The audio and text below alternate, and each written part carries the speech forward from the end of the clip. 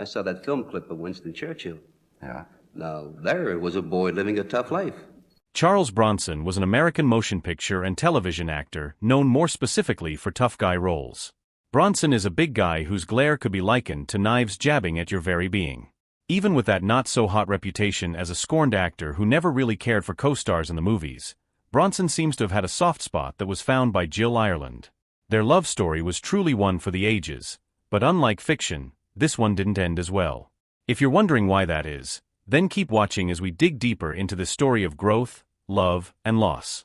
Early life and war service.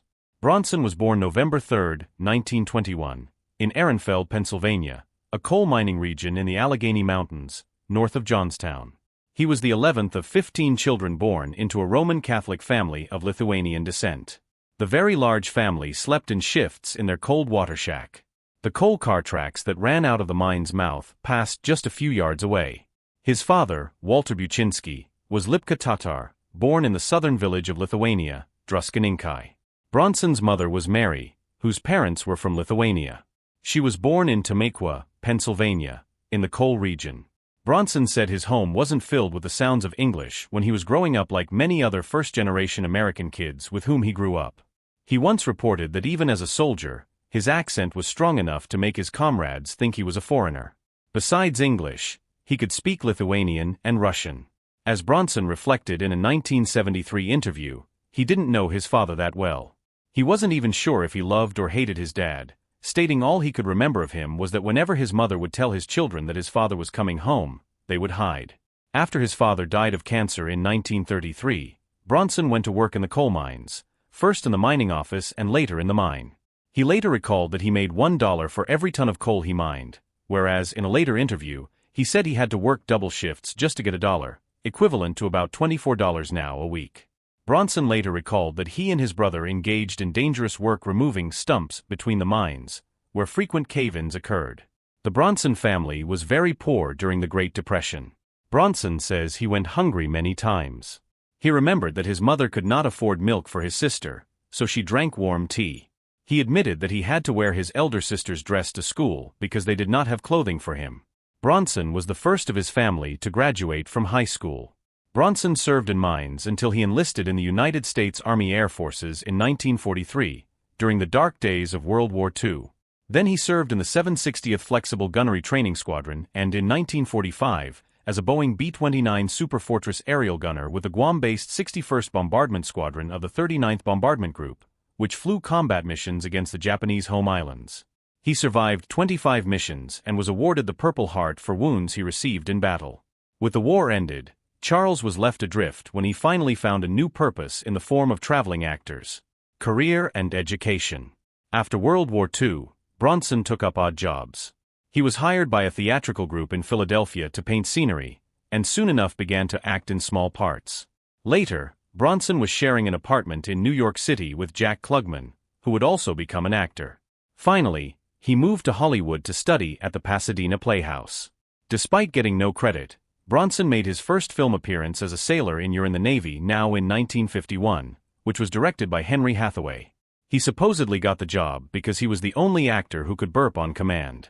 Two other screen appearances in 1951 were The Mob and The People Against O'Hara, which were both directed by John Sturges. In 1952, he appeared in Bloodhounds of Broadway, Battlezone, Pat and Mike, Diplomatic Courier, My Six Convicts by Henry Hathaway, The Marrying Kind, and Red Skies of Montana. He boxed in a ring with Roy Rogers on television that year in Rogers' Show Knockout. He appeared in an episode of The Red Skelton Show as a boxer in a skit with Skelton as Cauliflower McPug. Biff Baker, You Say, an espionage series on CBS, had him share the screen with fellow guest star Lee Marvin. In 1953, he appeared as Igor, the assistant of Vincent Price in the horror film House of Wax, directed by André de Toth. To train for his mute character, he learned a course in sign language. Ben S. Parker of the Commercial Appeal asserted, Buczynski adds mute menace as a deaf and dumb assistant to the madman. In the U.S., it topped the fourth position in the highest-grossing box office for that year and earned a total of $23 million. In 2014, The House of Wax was listed for preservation in the National Film Registry by the Library of Congress. In 1954, he adopted a new name for himself, Bronson, since the House Un-American Activities Committee hearings made many names sound suspicious coming out of Eastern Europe in this anti-Soviet climate. The inspiration behind Bronson was the Bronson Gate at Paramount Studios, which stands on the corner of Melrose Avenue and Bronson Street. In 1959, Bronson was cast as a supporting actor in the war movie Never So Few, which was produced by John Sturges. In 1959, he made guest appearances on television in the episodes of Yancey Derringer, Hell and High Water, and in U.S. Marshal. After his debut roles, Charles was off to a good start in the entertainment business with a few more roles. In 1960, in John Sturges's The Magnificent Seven, he played one of 7 gunfighters taking up the cause of the defenseless. According to co-star Eli Wallach, during filming, Bronson was a loner who kept to himself. He received $50,000 for this role, which is equivalent to a lot more now. The film was a domestic box office dud, but proved such a smash hit in Europe that it eventually turned a profit. Harrison's report said, "A superb Western, well acted and crammed full of action, human interest, pathos, suspense, plus some romance and humor." The United States National Film Registry of the Library of Congress deemed the film culturally, historically, and aesthetically significant and selected it for preservation in 2013.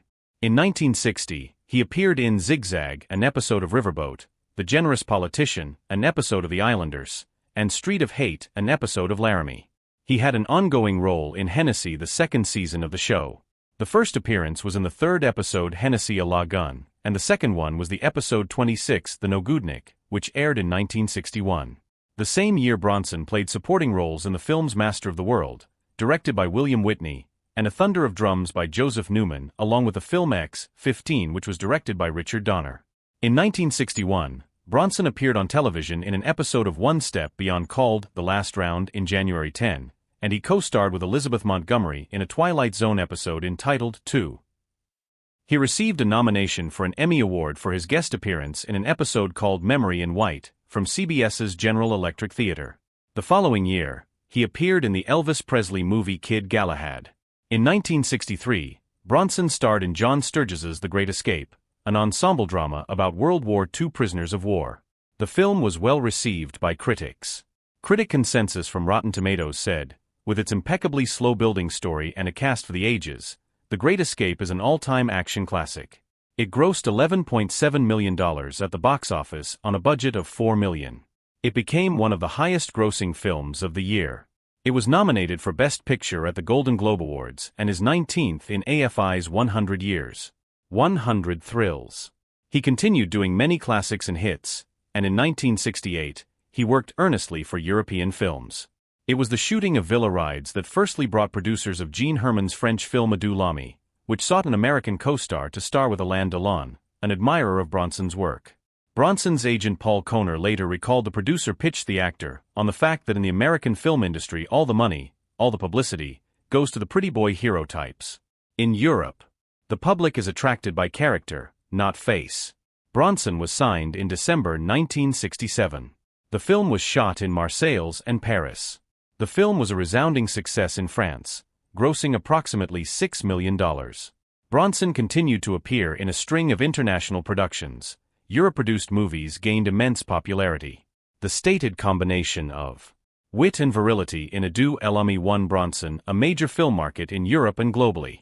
His most famous role was Paul Kersey in the Death Wish franchise, where his vigilante justice persona solidified his status as a cinematic icon. Bronson was signed in December 1967. The film was shot in Marseilles and Paris. The film was a resounding success in France, grossing approximately $6 million. Bronson continued to appear in a string of international productions. Europe-produced movies gained immense popularity. The stated combination of chemistry between Delon and Bronson was complemented by TV Guide. Another European success was Sergio Leone's spaghetti western Once Upon a Time in the West, where he played one of the leads. Bronson had turned down Leone before this film for the lead in 1964's A Fistful of Dollars. In Italy, the film sold 8 million tickets. In the United States, it grossed over $5 million from 3.7 million ticket sales. It sold 14 million additional admissions in France and 13 million additional admissions in Germany. It was added to the United States National Film Registry by the Library of Congress as culturally, historically, and aesthetically significant. It was also cited as one of the greatest westerns ever made and one of the greatest films ever. Leone described Bronson as the greatest actor I ever worked with. In 1972, Bronson started a run of action movie hits for United Artists with the Michael Winner film Chato's Land. It was his production company with Winner that would see the two make films together in the following years with The Mechanic and The Stone Killer. By 1973, Bronson was the world's biggest box office attraction and earned $1 million for each film. But at 1974, Bronson's most famous role came at age 52, in Death Wish, his most popular film, with director Michael Winner. He portrayed Paul Kersey, a successful architect from New York who transforms into a crime-fighting vigilante after his wife is murdered and his daughter is assaulted. Over the 2 decades that followed, there were 4 sequels to this movie, all starring Bronson. Many people found the film offensive, labeling it an immoral threat to society and an encouragement to antisocial behavior. However, in that year, it was the 20th highest-grossing film in the U.S., earning $22 million. Charles Bronson had made a name for himself in action films, and he continued to tread those paths as the years followed. In 1975, he appeared in 2 movies for Tom Gries, Breakout and Breakheart Pass, a Western remake of a novel by Alistair MacLean, which was a box office loser. In the same year, he also appeared in the directorial debut of Walter Hill, Hard Times, as a Depression-era street fighter making his living in illegal bare-knuckled matches in Louisiana. It received good reviews. The film was the 29th highest-grossing film in the U.S. that year, making $5 million at the box office. Roger Ebert said it is a powerful, brutal film containing a definitive Charles Bronson performance. Bronson peaked in box office pulling power in 1975, when he ranked 4th after Robert Redford, Barbra Streisand, and Al Pacino. In the following year, Bronson made a Western comedy for UA, Frank D. Gilroy's From Noon Till 3. The same year, Bronson made St. Ives, his first film under director Jabe Lee Thompson. In 1977, Bronson starred in Irvin Kershner's Raid on Entebbe, in which he played Dan Shamran. Filmed based on a true story of the Entebbe raid, the television film on NBC had generally received good reviews initially. Attempting to capitalize on the fantastic all-star ensemble cast, there was a movie version that went straight to theaters in the UK and elsewhere in Europe in early 1977. It won the prize for Best Television Movie at the Golden Globe Awards. It was also nominated for the Emmy Awards prize for Outstanding Special, Drama or Comedy. It also won some other categories and nominations. Again that same year, he shared the screen with Thompson in Dino De Laurentiis' UA production of The White Buffalo. Telephone, directed by Don Siegel, followed. Was also released that same year by UA.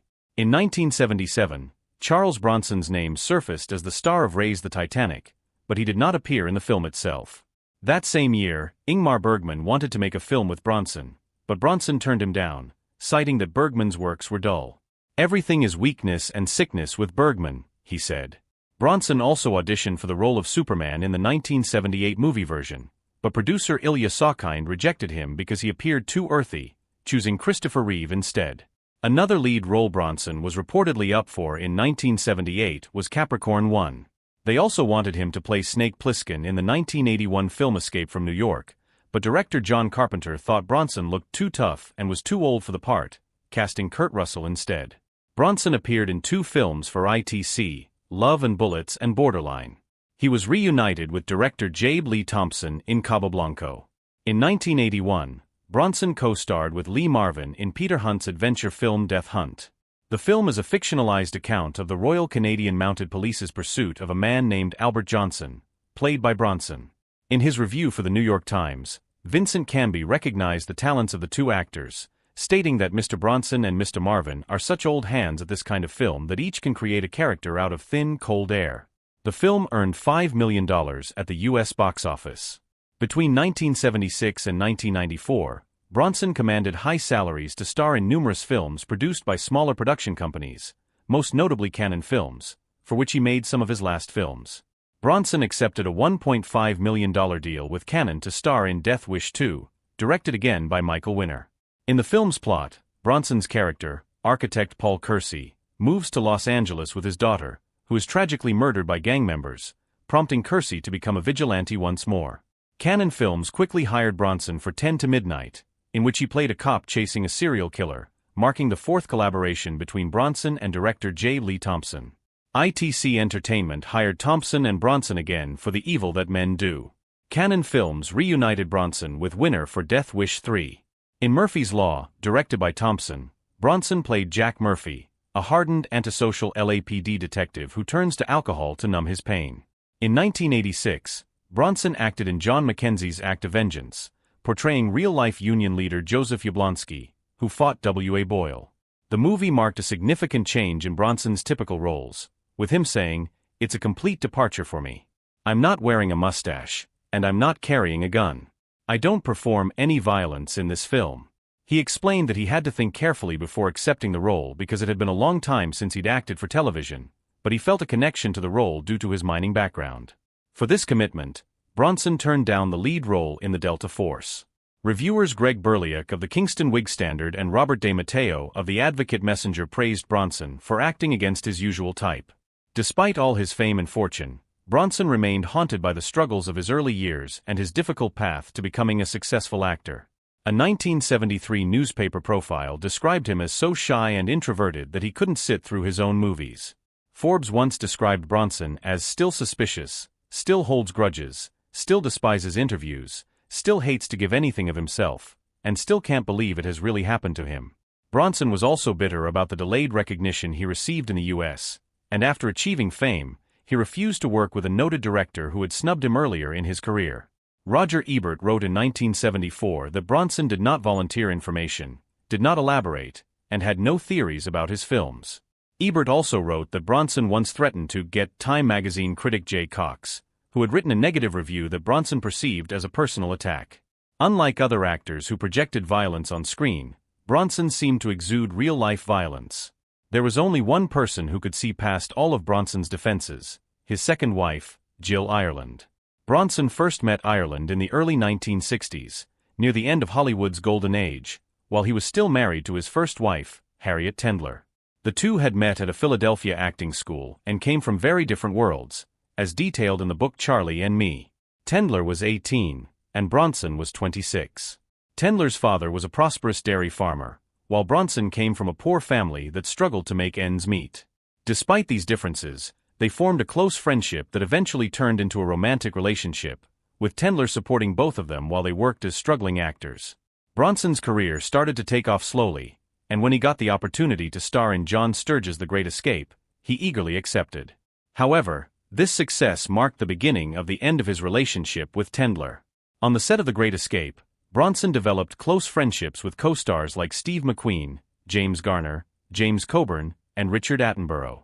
His relationship with Jill Ireland began when David McCallum, one of Bronson's co-stars, brought his wife Jill to visit the set. Allegedly, Bronson told McCallum that he was going to steal his wife, and as events unfolded, he did. Bronson and Tendler separated in 1965, and McCallum and Ireland divorced in 1967. In 1968, Bronson married Jill Ireland. Though it had its rocky moments, Bronson and McCallum eventually mended fences. Bronson's marriage to Ireland marked the beginning of a productive and romantic partnership that would last for decades. The couple lived in a Grand Bel Air mansion in Los Angeles, raising 7 children, 2 from Ireland's previous marriage and 5 they had together.